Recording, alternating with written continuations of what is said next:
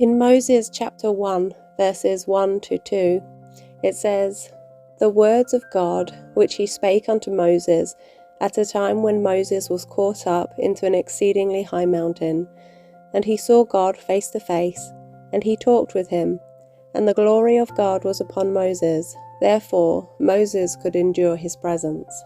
From verse 1 through to verse 9, Moses has a beautiful spiritual experience where he gets to see God face to face.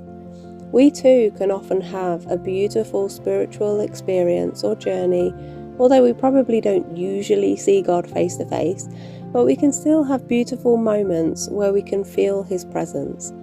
Experiences or journeys that draw us closer to the presence of God are vital for our spiritual survival. Let's read up on what happens after this amazing experience Moses had. "And it came to pass that when Moses had said these words, behold, Satan came tempting him, saying, Moses, son of man, worship me." Can't we all relate to that?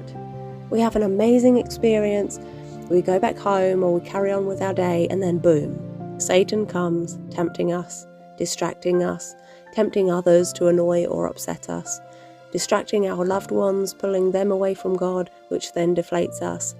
Every time we have a spiritual feast, we get knocked.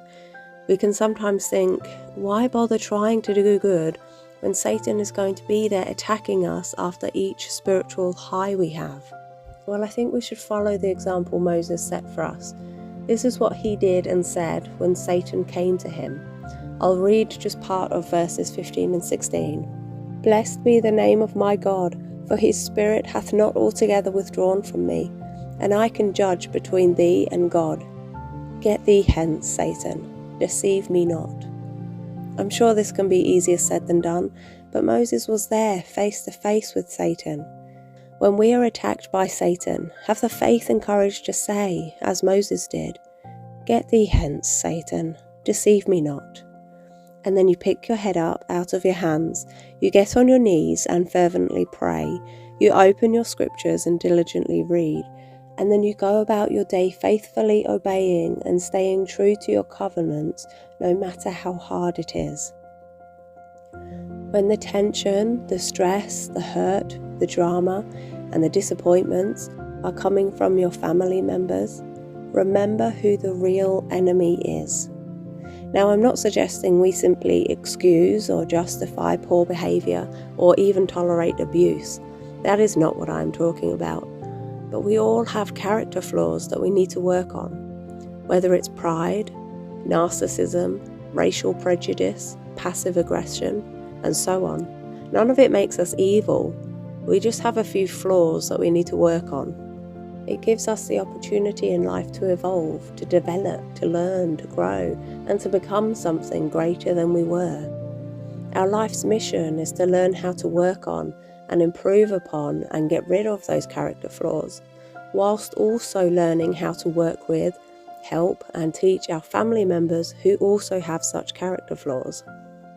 I can really see how important it is that we have been placed into family units, because sometimes, if it wasn't for the fact you are family, you probably wouldn't stick by some of these people because of their character flaw.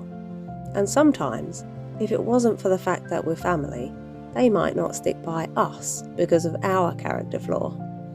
Realizing that recently has opened my eyes and helped me to develop a bit more compassion and humility as I realize how much people have put up with me at times just because I'm family. So to conclude, we have to accept we are not perfect. We have to accept others are not perfect. We need to identify a character flaw within ourselves and work on it. And once we've worked on that one and we're in a good place with that, we then look inward again and find the next character flaw and work on that. We're a work in progress, and that's okay. We need to work with our family, despite their character flaws, despite their annoyances, because they are doing the same for us, despite our character flaws and despite our annoyances. We have to work together. God intended for us to be in family units so that we could have the support structure in place to make this possible. So let's work together to pull each other to the finish line, focusing on Christ along the way and not forgetting who the real enemy is.